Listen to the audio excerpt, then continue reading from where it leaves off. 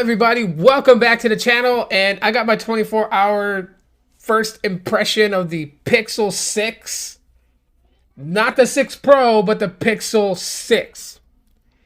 And listen, I'm watching on social media. I'm watching what people are saying.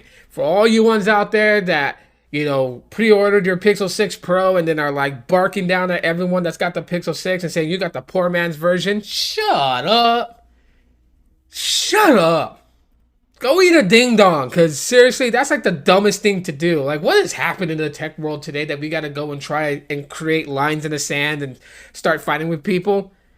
This ain't the gang mentality. Leave that stuff to the streets. This is tech. And if you're real about tech and you really like tech, then you'll actually do this right. For the love of tech. Not the YouTube channel. Although, shouts out to that channel. I like watching videos from there. Anyways, the Pixel 6. What am I going to talk about? Well, I could talk hardware, but I could also throw a rock out my window and like hit 40 or 50 different freaking videos that talk about the hardware. I'm not talking about the hardware, at least not today. But I'm going to focus on the most important thing of the Pixel 6. The absolute most important thing of the Pixel 6, and it's not the cameras. It's not the cameras, it's not the videography. It's not the big G logo in the back of it now, instead of it having the fingerprint sensor there. It's none of that. It's the software. And we get it completely just thrown all over the place when it comes to the software, because of the fact is that a lot of people really get frustrated with the software and immediately blame it solely on the hardware.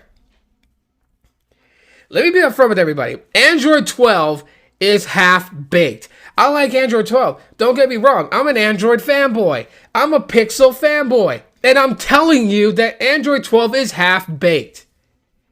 It's been half-baked. Watch. I'll prove it. Thumbs up this video if YouTube Studios crashes on you. All right? And don't lie. Tell the truth. If it crashes on you, hit the thumbs up. Right? Matter of fact, hit the thumbs up if any of the apps that normally function great on Android 11 are all of a sudden crashing now out of nowhere. Hit the thumbs up. Android 12 is half-baked. There are things about Android 12 that I like. Different concepts. And the whole point, and see, I'm an Android fanboy. I can see where they're trying to go with this. However, did they execute on the first delivery of Android 12? No, they didn't. And that's the problem. Now, yes, Pixels have been known to get better over time. I've been hearing that racket for so many years. But why pay full price for something if it's going to be half-baked? Then it really should be just like, here, we're going to sell it at this price because it's half-baked. It's half-baked software. Software is what really gets people pissed off at the Pixels. Software is what? You're going to argue that point if you want to. You're going to be arguing by yourself, okay? I'm not here to argue with anybody on YouTube. I'm just here to tell you what I think and how I feel about things. You can agree with my perceptions or you can disagree with my perceptions. That's entirely on you. But I'm here to say this. Android 12 is half-baked. It is.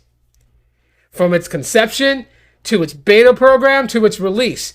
Good concepts. Trust me. Some people don't like the little, big pill-sized Dr. Mario pill stacks up in the quick settings. Some people don't like it. Some people do. But there's more to Android 12 than just that. There's more to Android 12 than just Material You user interface. And even that is not functioning the way that it should. Sometimes it can't even calibrate itself right just to even get the colors to go correctly. There's times that I threw on a wallpaper that basically had purple, orange, yellow, and maybe a tint of green. And it has those little color palettes at the bottom that you can select that will theme the icon and it will theme, the clock widgets and everything like that. And you click it, but then you go back to your home screen and the clock widget's stuck on this maroonish brown color. And you're like, wait a minute. So it's not even perfect. It's not even perfect. I'm a realist. I understand that things get better over time, and with software development, things will get better. But right now, when you have a big problem with the Pixel 6, I'm for sure 90% of it is going to be software related. So it's not really the Pixel 6, it's Android 12. Now, if you're going to talk about, well, it doesn't have ultra wideband, it doesn't have 5G plus from AT&T or 5G ultra capacity from T-Mobile. Okay, you know what? Check out my friend's YouTube channel. Check out Sneed Mobile Tech. Check out Carlos S Tech. That's their territory. That's their realm. And so I suggest you go over there. But if you want to hear it from a real Pixel fan, and I maybe sound like I'm calling out people, and I'm not trying to, but if you're offended, maybe I touched a nerve on something on your end, I can't help how you feel.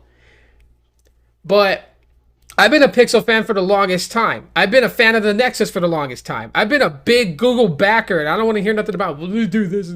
I don't care. Every company's corrupt.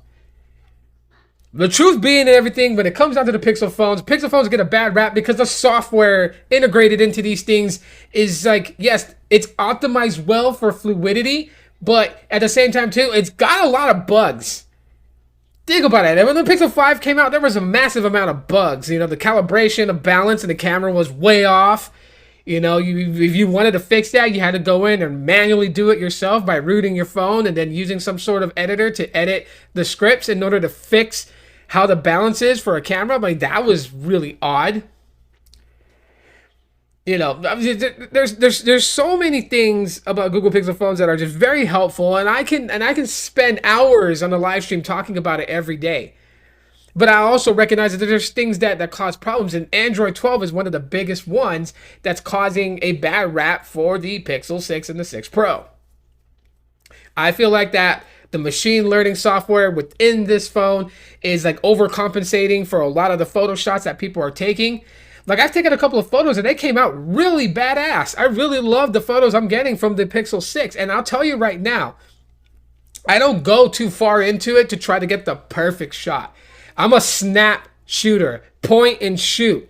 And that's what I do. And I'm glad that the system is not trying to overcompensate my shots for something just dramatically and then it just coming out totally fugly. Like, I can appreciate that. But I've seen people's photos of the Pixel 6 and I'm like, that's a software problem. That's a software problem for it to actually behave that way, to try and overcompensate a shot that was already good to go with a 50 megapixel sensor. Why would it need to have this much correction done on it? It's software, people, and Android 12 is half-baked. So I gotta say, it's actually pretty decent. I mean, I thought the fingerprint sensor was gonna be odd, but it actually unlocks pretty good. Every time I try to unlock it. Yeah, it's not as fast as my Pixel 5, but it's not killing me to have to do it that way. I'll turn on the screen and just leave my thumb there till it opens. The screen looks good. For all you ones complaining about the bezel, I can care less. The bezel doesn't bother me because when I'm looking at my phone, I'm immersed in what's happening on my screen. The bezels aren't there. By the way, shouts out if you guys noticed that this was shot on the Pixel 5 with my mic. The size of it, not a deal breaker for me.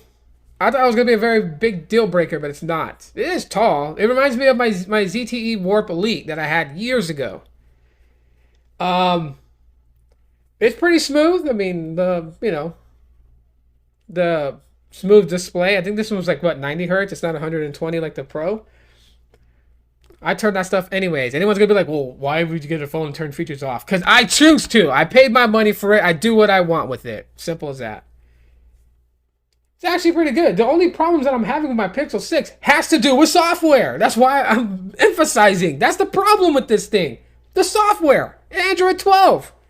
But it's not all bad. There are a lot of things I can do with this, and it's just fine. It's not really giving me that much headaches, but the little things that I find about it,